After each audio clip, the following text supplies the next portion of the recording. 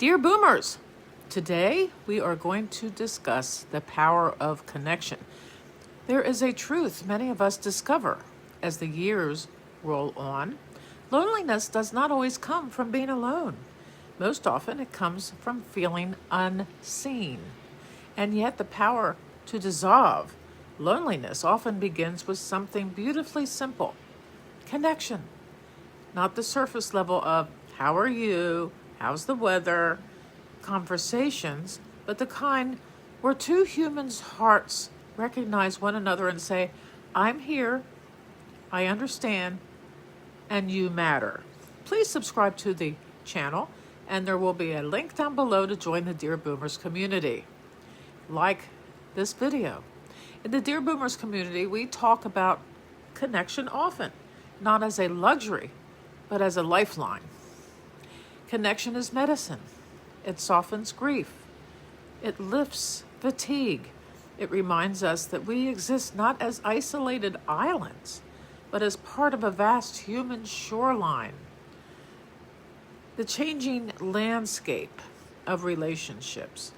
And as we age, the landscape of friendship shifts. People move, loved ones pass, families stretch themselves across states and countries and commitments. The circles that once felt full grow quieter. And so we begin to whisper to ourselves, is it too late to make new friends? Do my stories still matter? Is anyone out there who truly gets me? Because our friendships are dwindling as we experience the grief of losing them. Yes, and yes. There are people right now, many of them, longing for the exact same connection you are longing for. That's the part loneliness hides from us. So it's important to talk about reaching out, the brave first step. There is a sacred courage in reaching out, especially after time has passed. A call, a message, a handwritten note that says, you crossed my mind today. I was thinking of you. I dreamed about you last night. These small acts carry enormous healing power. Often the person you reached out to has been waiting for someone to break the silence. Try this simple practice this very week. Choose one person from the past, someone who warms your life, someone you have been meaning to reconnect with. Reach out with no expectations at all. Just a warm hello. And if you did dream about them, tell them about your dream. You may be surprised by the joy it stirs in both of you. Opening the door to new friendships is another thing we can involve ourselves with.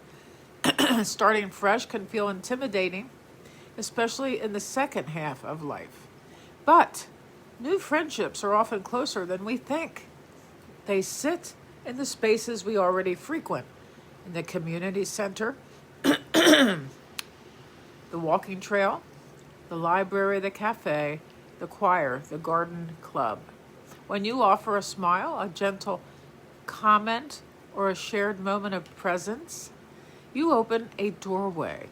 You say without words, I am open, I am listening, and I am willing to connect with you.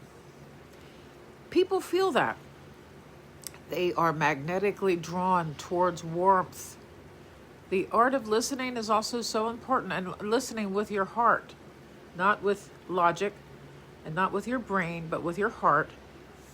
In this stage of life, one of the greatest gifts we can offer and receive is deep, attentive listening. Listening without rushing, without fixing, without judgment, just presence.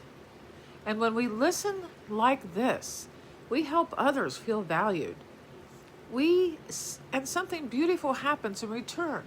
Their story awakens our own. This is how loneliness dissolves, not with noise, but with presence. Not with crowds, but with connection. Shared stories, shared humanity. Think about someone you've spoken with recently, perhaps in line at the grocery store or sitting beside you at an event. Did they share something personal, something tender, a memory, a worry? We forget sometimes that every person carries a lifetime of stories, losses, joys, and lessons. And when we share even a small piece of our own story, we invite others to share their own.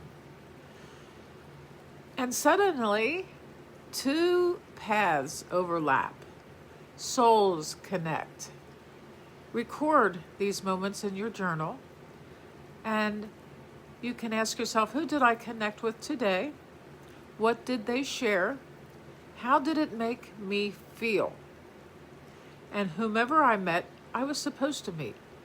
What did I learn about myself? These reflections plant seeds. Over time, they blossom into relationships. Digital connection counts too.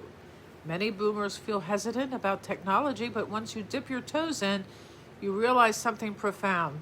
Connection does not care whether it arrives through a hug, a phone call, or a video screen.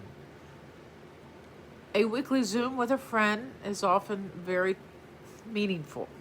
A voice message to a grandchild, a shared laugh over a text thread, a comment in the Dear Boomers community online. And the more we connect in this way, it feels more, natural. Now, these are real connections. They nourish the heart. And then there's acts of warmth that ripple outward. Connection isn't always about friendship. Sometimes it's about creating small pockets of warmth in a world that desperately needs them, like holding a door open, making eye contact, saying somebody's name aloud, complimenting a stranger, offering a prayer for someone you hardly know. These gentle acts create ripples that come back to you often in unexpected ways. A blessing for connection.